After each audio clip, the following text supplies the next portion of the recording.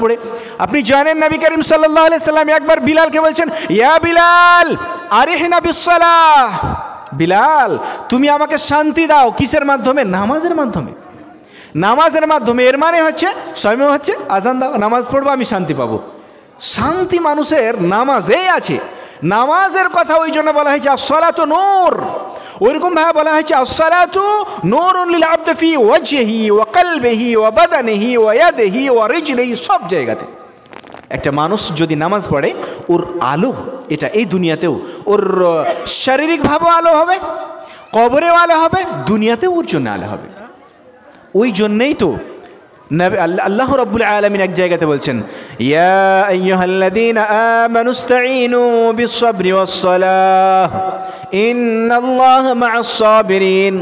হে বিশ্বাসীগণ, মুমিনারা, তোমরা মহান রব্বুল আলামিনের কাছে সাহায্য চাও, কিন্তু সাহায্য চাইবে কিভাবে?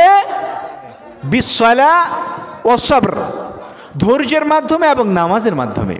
নামাজ এমন এক ইবাদত যার মাধ্যমে আমরা মহান রব্বুল আলামিনের সন্তুষ্টি অর্জন করতে পারি। নামাজ এমন এক ইবাদত যার মাধ্যমে আমরা নিজের শারীরিকভাবে আলোকিত হতে পারি। নামাজ এমন এক ইবাদত যার মাধ্যমে আমরা আমাদের পরকালে আলোকিত করতে পারি। নামাজ এমন এক ইবাদত যার মাধ্যমে আমরা জন্ম থেকে নিয়ে জান্নাত যাওয়া পর্যন্ত আমাদের সব জায়গায় আলোই আলোকিত করতে পারি। এই জন্যেই তো বলা হয়েছে নামাজকে ইসলামের দ্বিতীয় আরকান, গুরুত্বপূর্ণ এক আরকান। নবী করিম আলাইহিস সালাতু ওয়াস সালাম হযরত মুআয বিন জাবালকে পাঠাচ্ছেন এক জায়গায় দাওয়াত দেওয়ার জন্য, ইয়ামান পাঠাচ্ছেন। নবী করিম সাল্লাল্লাহু আলাইহি ওয়াসাল্লাম কি বলছেন? ইয়া মুআয ইন্নাকা তাকদাম মিন আহলিল কিতাব, তুমি যাচ্ছ এমন এক সম্প্রদায়ের কাছে যাদের কাছে কিতাব আছে, যারা ধর্ম বুঝে, যাদের কাছে নবী পাঠানো হয়েছিল, যাদেরকেও আসমানি কিতাব দেওয়া হয়েছিল। তুমি যখন ওদের কাছে যাবে তো ফালিয়াকুন আউয়াল মা তাদউহুম আন ইউওয়াহিদুল্লাহ, সর্বপ্রথম তুমি ওরাকে ডাক দিবে আল্লাহ রাব্বুল আলামিনের তাওহীদের দিকে। আল্লাহ রাব্বুল আলামিন এক, আল্লাহ রাব্বুল আলামিন আমাদের সৃষ্টি করেছেন, আল্লাহ রাব্বুল আলামিন শুধুই ইবাদতের যোগ্য। তারপরে পরে যেটা কথা বলছেন যে ফাইযা আরাফু বিযালিক, যখন তারা তাওহীদ মেনে নিবে, ফাআখবিরহুম বিআন্নাল্লাহ ফারাদা আলাইহিম খামস সালাওয়াত, তারপরে তুমি ওদেরকে জানিয়ে দাও যে তোমাদের প্রতি 5 ওয়াক্তের আল্লাহ রাব্বুল আলামিন নামাজ ফরজ করেছেন।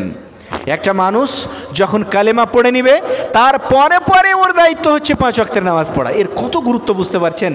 কিন্তু আপনি বলবেন আমাদের তো এখন কালেমা পড়া লাগে না, তাই না? জন্মগত মুসলমান আমরা, এটাই না ধারণা করি। ওটাই কথা তো আল্লাহ রাসূল আপনাকে হাদিসে বলছেন, মা মিন ওয়ালাদিন, এই যতগুলা দুনিয়াতে মানুষ আছে, মা মিন মাউলুদিন ইল্লা ইউলাদু আলাল ফিতরাহ, সবাই ফিতরাতের উপরে, বলতে পারে ইসলামের উপরে জন্মগ্রহণ করে। ফাআবাওয়াহু ইউহাউইদানিহি আও ইউনাসসিরানিহি আও ইউমাজ্জিসানিহি, ওর বাবা ওকে হিন্দু বানাই, মুসলিম বানাই, নামাজি বানাই, বেনামাজি বানাই, দারুখোর বানাই, অনেক কিছু বানাতে পারে। যদি একটা ছেলে পরবর্তীকালে নামাজি হয় ওর বাবা ওকে নামাজি বানাচ্ছে, বেনামাজি হয় ওর বাবা ওকে বেনামাজি বানাচ্ছে। কিন্তু বাচ্চাটা প্রপার যখন দুনিয়াতে আসে তখন কিন্তু ও কিছু বুঝে না। ও বুঝে ওটা যেই হিসাবে আল্লাহ ওকে বানিয়েছেন। বলতে পারি আমরা যে ও এই দুনিয়াতে ইসলাম অনুযায়ী, ধর্ম অনুযায়ী জন্মগ্রহণ করে, ওর বাবা মা যেরকম সে যাবে সেই দিকে। নামাজের একাধিক গুরুত্ব রয়েছে। ওই জন্যেই তো এক সাহাবী রাসূল আনসারী, ওর একটা বাগান ছিল। বাগান দেখতে গিয়েছে একদিন, যাওয়ার পরে দেখছে বাগানে কত সুন্দর ফল ধরে আছে। এই ফলের কথা ভাবতে ভাবতে ও যখন নামাজে দাঁড়িয়েছে কয় রাকাত নামাজ পড়েছে ভুলেই গেছে। বুঝতে পারলেন না?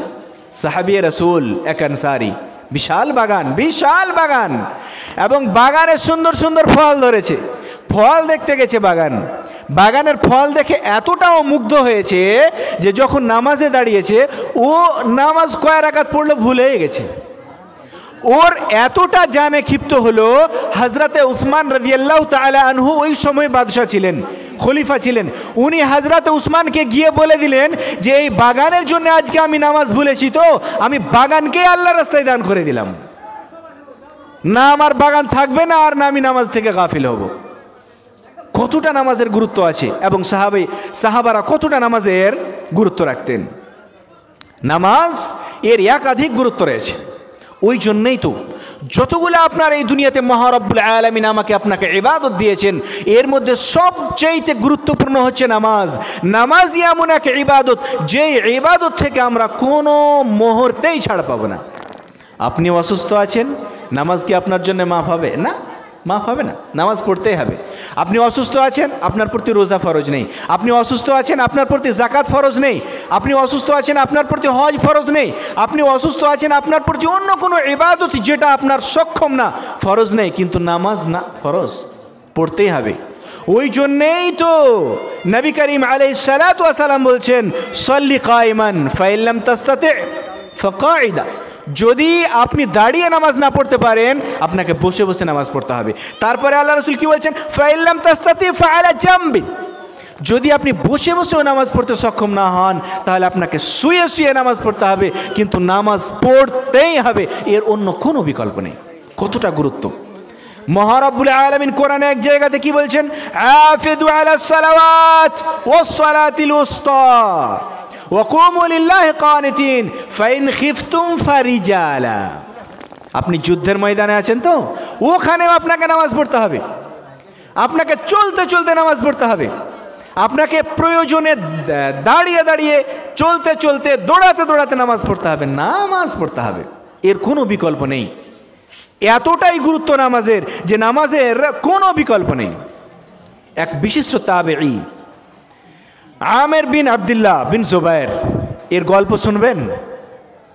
আমের বিন আব্দুল্লাহ বিন জুবায়ের এতটা অসুস্থ, মারা যাবেন উনি কিছুক্ষণ পর।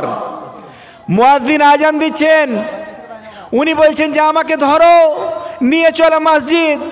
উনাকে বলা হচ্ছে আপনি তো খুবই কষ্টে আছেন, কিছুক্ষণের মধ্যে আপনি মারা যাবেন হয়তো। এতটা উনি কষ্টে আছেন।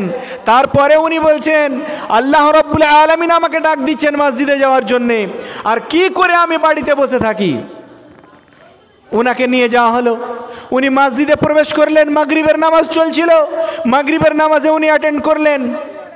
এক রাকাত নামাজ পড়া হলো, তারপরে উনি মারা গেলেন। ইন্না লিল্লাহি ওয়া ইন্না ইলাইহি রাজিউন। উনি এই অবস্থাতে আছেন, অথচ উনি আজান শোনার সঙ্গে সঙ্গে বলছেন যে আমাকে মসজিদে নিয়ে চলো। এই ছিলেন আমাদের সালাফ, এই ছিলেন তাবেঈ এবং সাহাবী। ওইরকমভাবে আরেকজন বিশিষ্ট তাবেঈ আবু ইসহাক আস-সুবাইঈ, উনার ব্যাপারে বলা হচ্ছে দীর্ঘদিন উনি অসুস্থ থেকেছেন মারা যাওয়ার আগে, প্রায় 2 বছর পর্যন্ত। যখন আজান হতো উনি বলতেন যে আমাকে মসজিদে নিয়ে চলো, কারণ নামাজ এমন এক ইবাদত, যে ইবাদত থেকে আমাদের কাউরির ছাড়া পাওয়া যাবে না, এর কোনো বিকল্প নেই। উনাকে মসজিদ নিয়ে যাওয়া হতো, দাঁড়াতে পারতেন না উনি, কোনো রকম কষ্ট করে দাঁড়াতেন। দাঁড়িয়ে উনি কিরাত করতে আরম্ভ করতেন, তো এক এক রাকাতে 1000 আয়াত করেও পড়ে নিতেন। আপনি যদি নামাজ পড়তে আরম্ভ করেন, কয়টাই আপনি সূরা পড়বেন, কয়টা আয়াত পড়বেন আপনি? কুল হুয়াল্লাহু আহাদ, ইন্না আতাইনাকাল কাউসার। উনি দাঁড়াতে পারেন না, কোনো রকম দাঁড়ালেন এবং দাঁড়িয়ে লম্বা কিরাত আরম্ভ করলেন। কিরাত করতে করতে উনি বলছেন আমি এক রাকাতে 1000 আয়াত অবধি পড়েছি। উনি বলছেন কোনো এরকম রাত কাটেনি যেই রাত্রে আমি 1000 কোরআনের তিলাওয়াত করিনি। উনারা ছিলেন মুমিন, উনারা হচ্ছেন আমাদের সালাফ। আর আজকে আমাদের পরিস্থিতি, আজকে এখানে আমাদের কোরআন এবং হাদিসের আলোচনা হচ্ছে, এবং এখানে 5টা লোক তো ওখানে 50টা লোক। যদিচ আল্লাহ রাব্বুল আলামিন কোরআনে এক জায়গাতে কি বলছেন জানেন? وقال الذين كفروا لا تسمعوا لهذا القرآن والغوا فيه لعلكم تغلبون। কাফেরেরা এক অপরকে বলতো, ওরা কোরআন শুনিও না মুহাম্মদের কাছে, সাহাবীদের কাছে, তোমরা ফালতু কথা বলো, নিজেরা আপসের মধ্যে গন্ডগোল করো। আজকে আমরা জালসার নামে তাই হচ্ছে, এখানে হচ্ছে কোরআনের আলোচনা, আর বাইরে আমাদের মেলাতেও এরকম হচ্ছে। যেই দৃশ্যটা আল্লাহ রাসূলের যুগে কাফেরেরা করার চেষ্টা করতো, আজকে আমাদের মুসলিম সমাজে ওটাই হচ্ছে।